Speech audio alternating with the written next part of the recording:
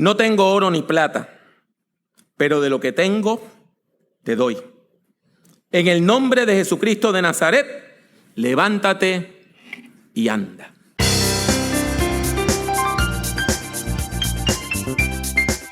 Les habla Pablo Jiménez, exhortándole a que prediquemos. Le doy la bienvenida a este podcast dedicado a la predicación, el liderazgo y la teología pastoral. Esperamos que el tema que tenemos para el día de hoy sea de gran edificación a su vida. Cuando nos acercamos al libro de los Hechos, nosotros encontramos toda una serie de historias centrales a la fe cristiana. Porque el libro de los Hechos es el único libro de historia de la iglesia que hay en el Nuevo Testamento. Tenemos 4 versiones del Evangelio, 4 versiones de la vida de Jesús, una sola versión acerca de la historia de la iglesia primitiva. O sea, que el libro de los Hechos es fundamental. Y por eso el libro de los Hechos es central, no solamente a la fe cristiana en general, sino también a nuestra denominación. Cuando llegamos al capítulo 3, seguramente han pasado no semanas, sino meses o quizá años. Y usted me va a decir, pero hermano, si en el capítulo 2 tenemos Pentecostés y en el 3 ya tenemos. Pero fíjese bien que al final del capítulo 2 tenemos uno de los muchos resúmenes que hay en el libro de los Hechos. El libro de los Hechos de momento le da una historia y después de darle una historia le da un resumen. Si vamos al capítulo 2, del versículo 43 en adelante, dice: al ver las muchas maravillas y señales que los apóstoles hacían, todos se llenaban de temor y todos los que habían creído se mantenían unidos y lo compartían todo. Vendían sus propiedades y posesiones y todo lo compartían entre todos, según las necesidades de cada uno. Todos los días se reunían en el templo y partían el pan en las casas. Y comían juntos con alegría y sencillez de corazón, mientras alababan a Dios y brindaban ayuda a todo el pueblo. Y cada día el Señor añadía a la iglesia los que habían de ser salvos. ¿Cuánto tiempo pasó? Seguramente no fue una semana. Meses, quizá un par de años. Y la iglesia ya es una fuerza dentro de Jerusalén. Ahora bien, tiene que comprender que el movimiento judío en aquel momento era mucho más diverso que hoy. Si usted estudia el judaísmo actual es descendiente directo del fariseísmo. Hoy las personas que practican la fe judía no sacrifican animales. El sacrificio de animales era central en el Antiguo Testamento. ¿Por qué? Porque el ala del judaísmo, que era esa ala sacerdotal, desapareció. Y no es porque no existan sacerdotes. Cada vez que usted ve una persona de apellido Cohen, C-O-H-E-N, eso quiere decir sacerdote en hebreo. Sencillamente, de todas las sectas judías que había en el primer siglo, saduceos, esenios, herodianos, fariseos, solamente sobrevivieron 2. El judaísmo rabínico, que venía por la vertiente de los fariseos, y el judaísmo cristiano, el movimiento de Jesús. Pero todavía no ha caído Jerusalén, todavía tenemos toda esta diversidad y ya la gente reconoce a los apóstoles. Son judíos cristianos, practican el judaísmo, pero creen que Jesús es el Mesías. Y usted me va a decir, hay algunas sectas que hacen eso hoy. Sí, pero no hay continuidad histórica. Estas sectas son nuevas, estos grupos son nuevos. Los judíos mesiánicos no tienen una línea histórica a la iglesia del primer siglo. Sencillamente, todavía no se ha abierto el evangelio a los no judíos. Eso no pasa hasta el capítulo 10 del libro de los Hechos.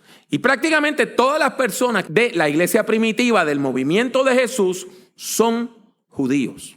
Encontramos entonces que Pedro y Juan, como buenos judíos que vivían en Jerusalén, van a orar al templo de Jerusalén.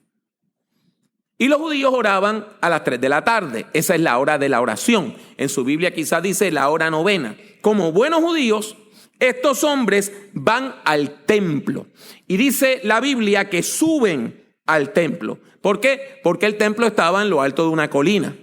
Hoy quizá usted no lo ve porque cuando usted ve fotos de Jerusalén lo que hay no es una plazoleta. Déjeme decirle, para hacer esa plazoleta aplanaron 3 montes. El monte Sión, el monte Moria y el Acra. Por eso es una plazoleta tan grande. Caben arrodilladas orando 60,000 personas en esa plazoleta. Ahora bien, el judaísmo era muy particular y practicaba algo que la iglesia cristiana no practica. Y era la segregación por género. Las mujeres tenían un rol secundario dentro del judaísmo. Por lo tanto, cuando la gente iba al templo, había una parte donde podían entrar hombres y mujeres y había otra parte donde nada más podían entrar hombres. En la sinagoga, la parte del frente nada más se podían sentar hombres y había como una verja con balaustres. Y detrás de la verja era que podían sentarse las mujeres o quedarse de pie para ver el culto, pero no se podían sentar al frente. Pues en la parte del templo de Jerusalén, nosotros encontramos que hay un lugar donde puede entrar cualquier persona, aún personas no judías. Y entonces había una tarja de metal que decía en varios idiomas, de aquí en adelante no pueden entrar personas gentiles, no judías, so pena de muerte. Entraban hombres y mujeres al atrio de las mujeres y había una puerta que separaba el atrio de las mujeres del atrio de los varones. La puerta tenía adornos de plata, adornos de oro, era la puerta más ornada, ¿verdad? Con más decoración en todo el templo y le decían la puerta la hermosa. Si usted iba a entrar al atrio de los varones, tenía que pasar por allá. Entonces usted se va a preguntar cómo es posible que haya una persona pidiendo limosna allí al pie de esa puerta. Déjeme decirle algo, quizá usted no lo ha tenido en cuenta. En la Biblia continuamente usted encuentra personas que están pidiendo limosna, ¿verdad que sí? Usted no encuentra eso raro, que haya tanta persona pidiendo limosna. Y es por algo bien importante. Estas personas tenían una función muy particular dentro del judaísmo. Y usted dirá, ¿qué función puede tener una persona que pide limosna? Precisamente que si una persona pide limosna, usted le puede dar limosna.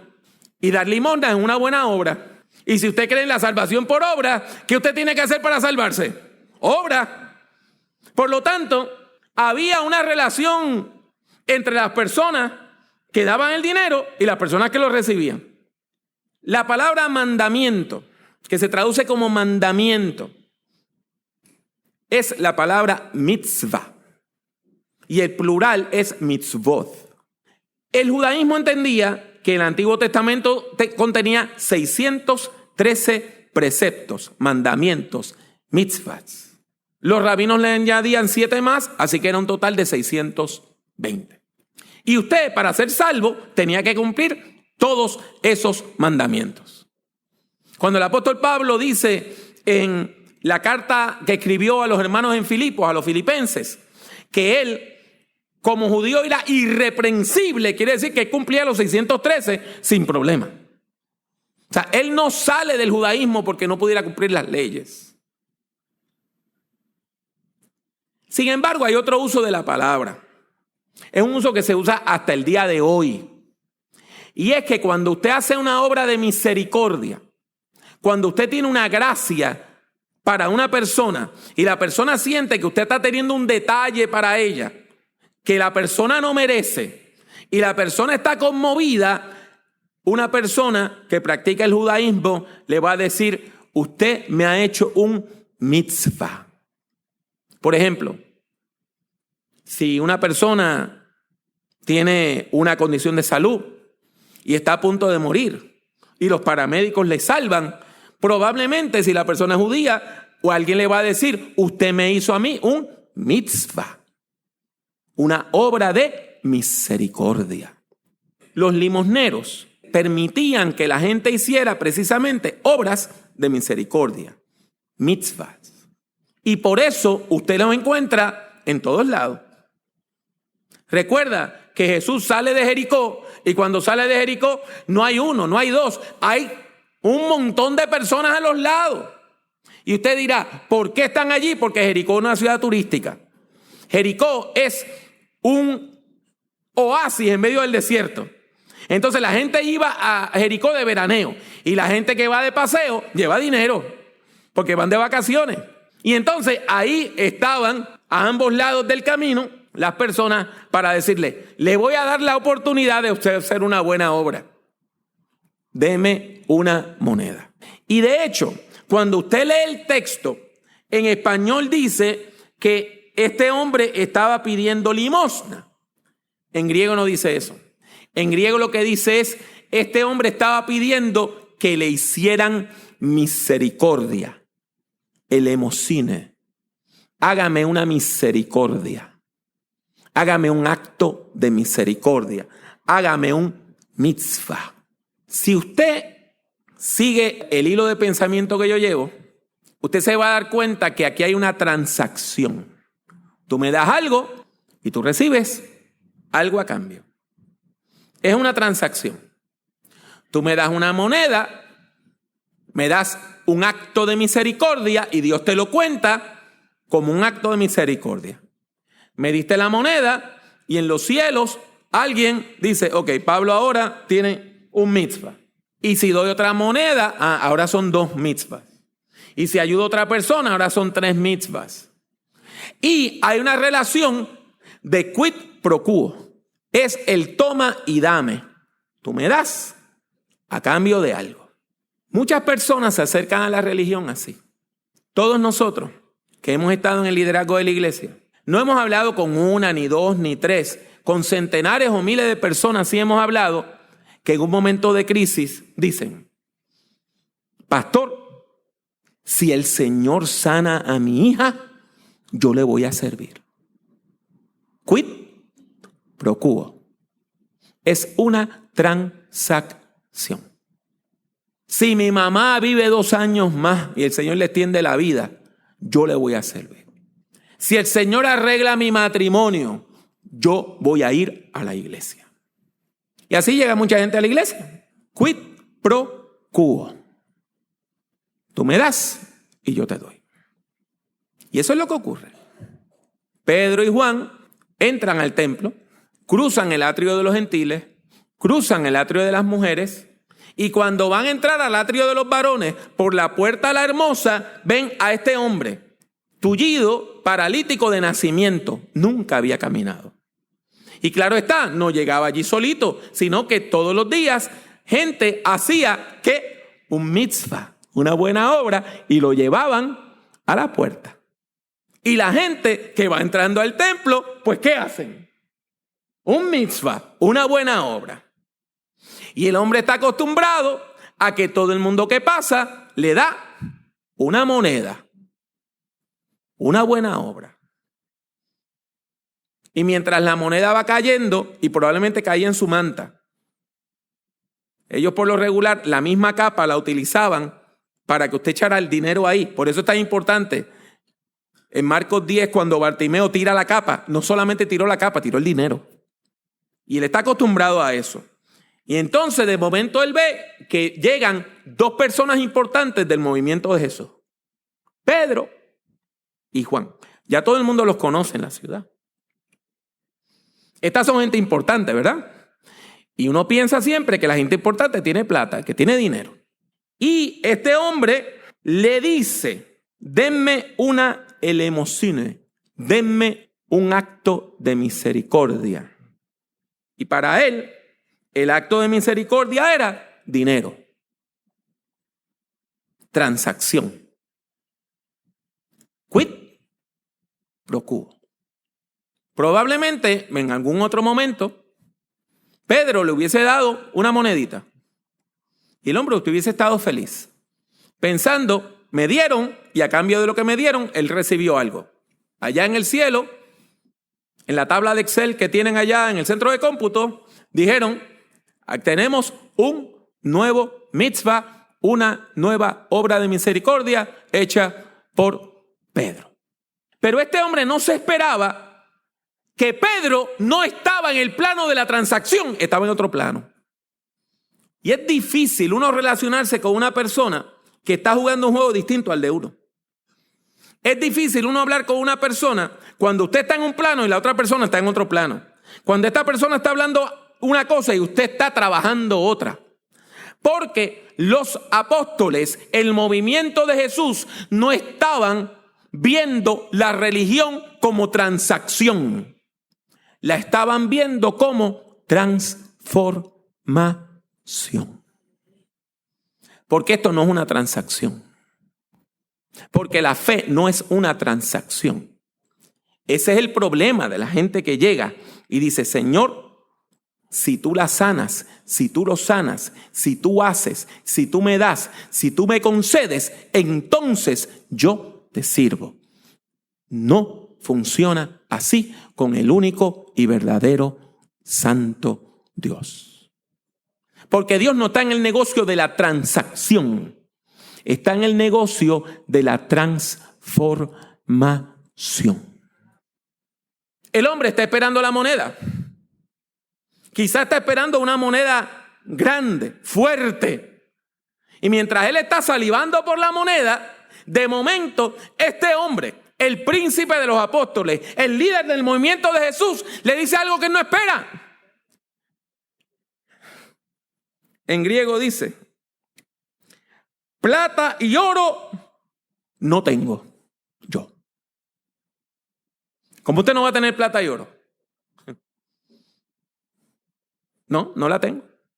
Pero usted no es el líder. Sí, yo soy, pero no la tengo. Pero usted no es no la tengo. Entonces, ¿qué tiene usted? Tengo algo mejor que el oro y que la plata. ¿Cómo va a ser eso? No tengo oro ni plata, pero tengo algo que eso sí te puedo dar. ¿Qué es lo que tiene el movimiento de Jesús? Que es más valioso que el oro y que la plata. Algo tan sencillo que nosotros lo damos por sentado. Y es la presencia del Cristo resucitado en nuestros medios. ¿Qué es la doctrina de la resurrección? La doctrina de la resurrección es que nosotros sentimos vivo al que murió. Esa es la doctrina de la resurrección. Pero ahí es que uno pasa de la transacción a la transformación. Porque uno se da cuenta que lo importante no es lo que Dios te da. Lo importante es que Dios es. Y aprenda esto. La frase, la oración Dios es, que nada más tiene 2 palabras, es una oración gramaticalmente completa. Dios es. Y cuando yo comprendí que Dios es y que me ama a mí y que me quiere salvar a mí y que me promete cosas que yo no merezco, no te dejaré ni te desampararé. Yo empiezo a leer la Biblia y encuentro un texto que decía, aunque mi padre y mi madre me dejaran, con todo, el Señor me recogerá. Y yo, ¿este soy yo? Y aprendí que lo importante no es lo que Dios me da. Lo importante es que Dios es. Y yo comprendí que lo que es más valioso que el oro y la plata que tenían Pedro y Juan y que tienen todas las iglesias es presencia de Dios. Y donde hay presencia de Dios, hay poder de Dios. Tú estás buscando una moneda. Yo tengo algo más que una moneda. Yo tengo presencia de Dios. El Jesús Nazareno está vivo, está aquí, quiere tocarte, quiere bendecirte. Estás mirando nada más la moneda, la transacción. Y eso no te permite ver todo lo que Dios quiere hacer contigo. En el nombre de Jesús de Nazaret, lo toma de la mano y le dice, camina. Y en ese momento al hombre se le afirman los pies, los tobillos, las coyunturas. Y un hombre que nunca ha caminado en la vida, no solamente camina, brinca y salta.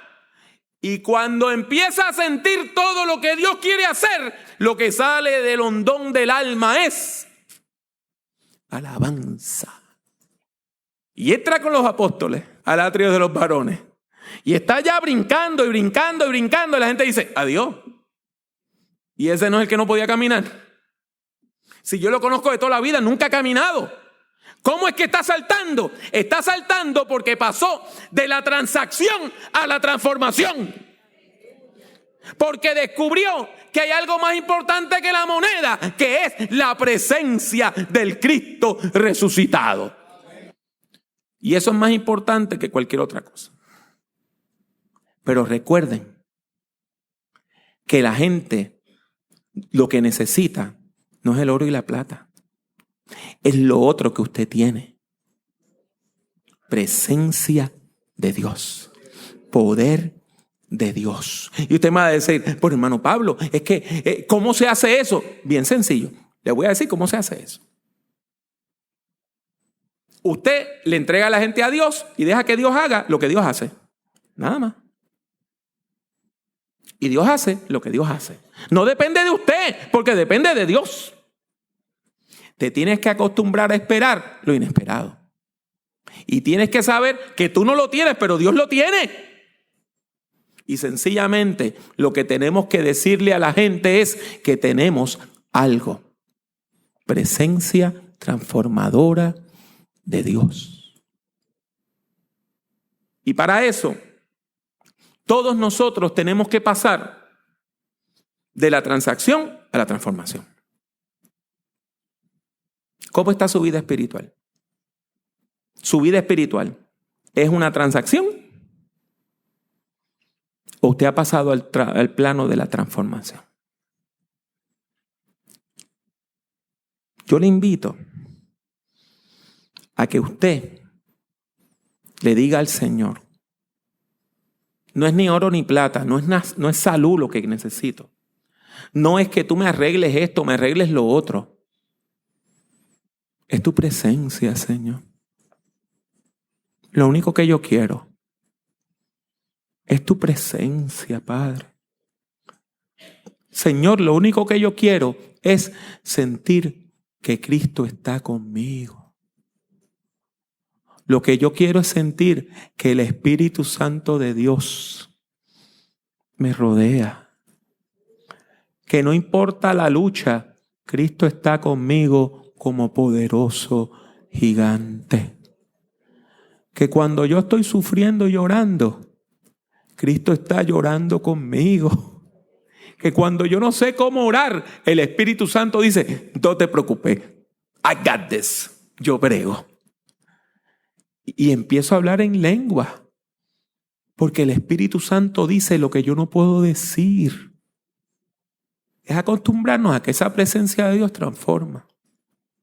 Es acostumbrarnos a vivir en la dimensión del milagro, sabiendo que el que está con nosotros es más poderoso que el que está en contra de nosotros. ¿Vamos a ser ricos? No. ¿Vamos a ser poderosos? Probablemente no. ¿Vamos a ser famosos? Lo dudo. ¿Vamos a ser felices? Yo no tengo oro ni plata. Yo conozco a un Cristo de poder. Y Él está aquí. En unos minutos, su pastor va a venir aquí y le va a invitar al altar. Esto es la sala de operaciones de Dios. Usted va a venir y el Espíritu Santo va a operar.